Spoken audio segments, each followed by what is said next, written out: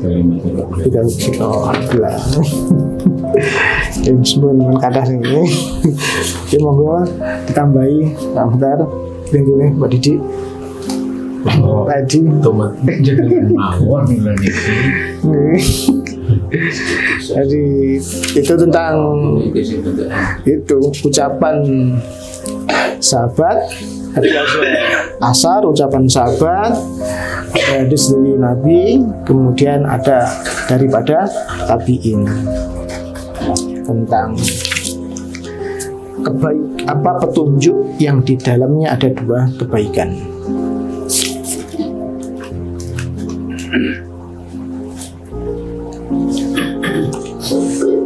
Masyaallah semuanya. Dosa yang dikarenakan salah diampuni. Tapi akan kalau terus sangat lebu surga bisa cari ya. Monggo apa yang lebih dibahas.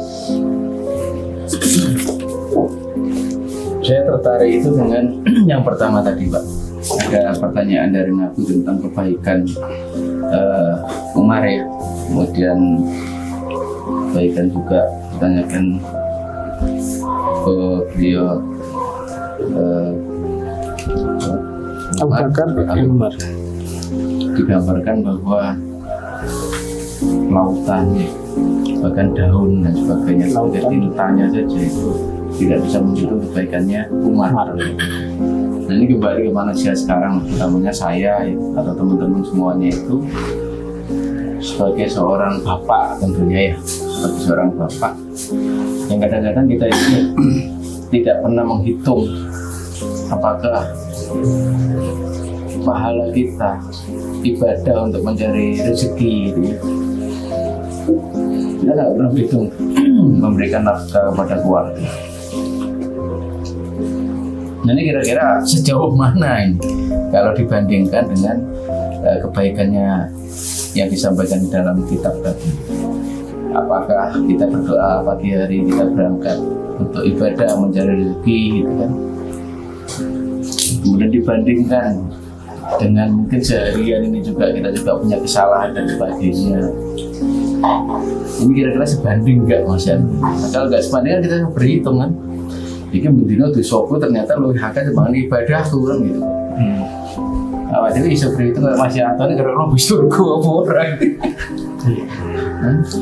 Nanti rokok suwi apa orang kan perlu Mas Yanto. Jadi sampai kemudian kita berpikir bahwa ibadah kita selama ini untuk mencari rezeki lah dan ibadah yang lain utamanya untuk keluarga ini ternyata nggak seimbang dengan kesalahan kita gitu. Sehingga kita bisa lebih memahami dan mungkin akan lebih memperbaiki tentunya ke depannya. Kira-kira itu Mas.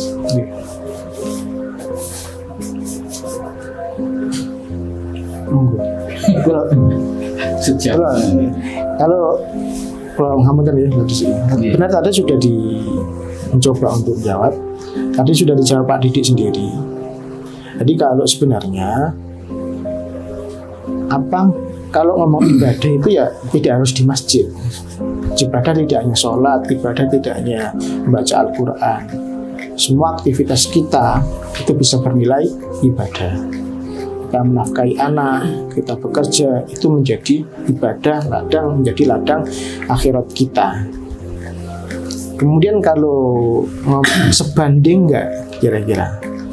Jadi kalau perbandingannya itu sebanding nggak dengan amal-amal beliau?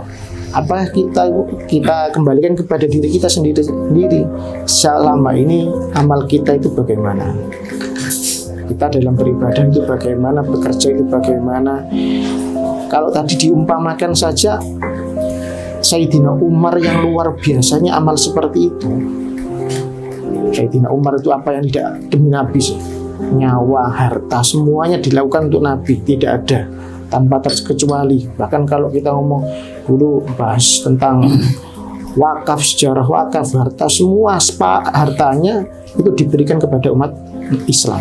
Semuanya itu. Bukan semuanya, Abu Umar bin Khattab itu separuh dari seluruh hartanya itu diberikan untuk perjuangan umat Islam. Itu dibandingkan Abu Bakar, jawaban malaikat Jibril itu adalah Umar itu adalah satu dari sekian kebaikan daripada Abu Bakar. Nah, seperti itu. Nah, kita sendiri bagaimana? Saya kira kok terlalu jauh untuk membandingkan kita dengan sahabat-sahabat Rasul. Nah, sahabat-sahabat Rasul, beliau-beliau itu adalah orang termasuk dijamin masuk surga.